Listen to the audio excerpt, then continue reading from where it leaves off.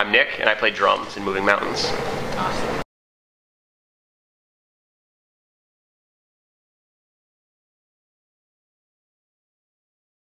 I think it's important for a couple of reasons. I mean, most of the bands tonight, above anything, are our friends, who have also, some of them worked with Greg. This Old Ghost, my brother plays drums in that band, and it's just people we grew up with. Prawn is friends from Jersey we've known for a while. Game Day regulars, also people we pretty much grew up with. But it's important. I mean, growing up, we had kind of a small local scene up in Westchester, and that kind of disappeared, and then there still isn't really a local scene. And we kind of joke around, like, we're from New York, but like we don't really feel like it sometimes, because there's no, like, I mean, New York City is one thing, but there's like a billion fucking bands, so it's like you don't really have anywhere that you fit in. So I think it's important to find the bands that you're tight with and throw them on a bill like tonight.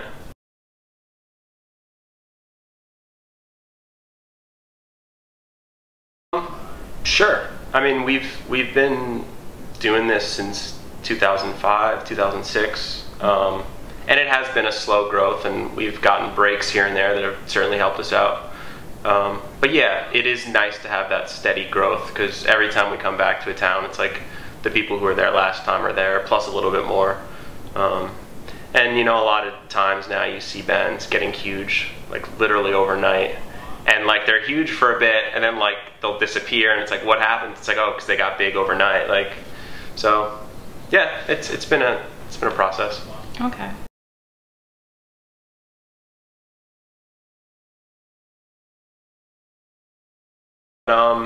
Yeah, I mean, the scene's different now. I mean, stuff we were listening to even 5 years ago, like most people don't know of. But that's kind of the nature of it. Things move fast, and what people are listening to now, they won't be listening to in 2 years, you know. But yeah.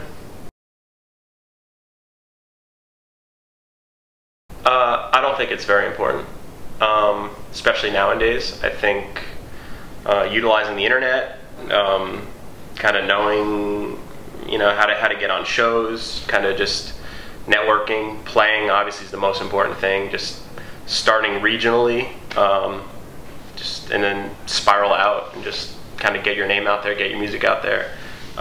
There's less need for labels these days. A lot of the stuff that labels used to do for bands can do for themselves. But Triple Crown has been awesome to us and certainly has helped us do many things.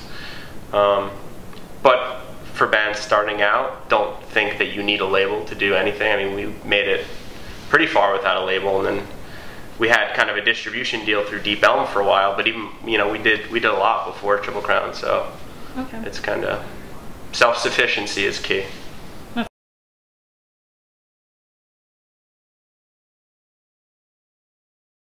Yeah, I think so. Yeah, I think it'll be a logical evolution, but we also definitely want to do something different.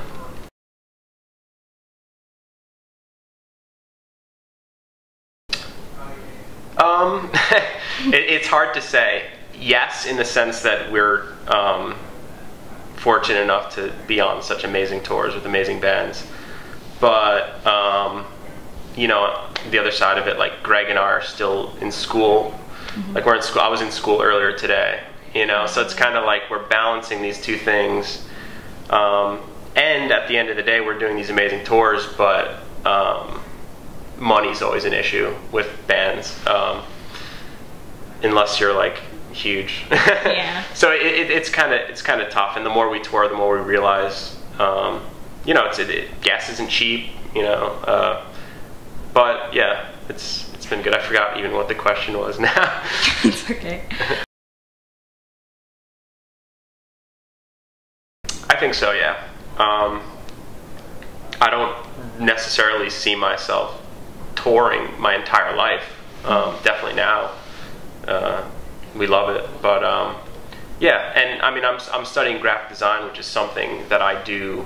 I work from the road, and I can do it, and it's kind of something that I can do when the band's not so busy. So, but yeah, I think education and getting a degree is important. Okay.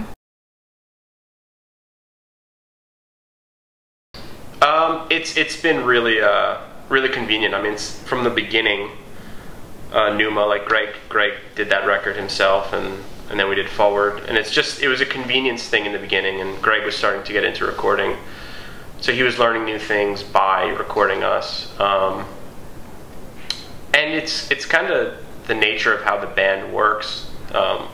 The way we write is kind of unusual. We don't like all get into a room and be like, all right, let's jam this part out and kind of see how this flows. We do a lot of writing on our own, and then we'll email each other little tidbits of parts that we like and kind of add to it and send it back. And then when a song starts to develop, then we'll get together, and just kind of work on that part or that song. Mm-hmm. But it's been nice. Our next record, we have a producer in mind that we're going to try and work with and like go to a studio. We've never had that experience.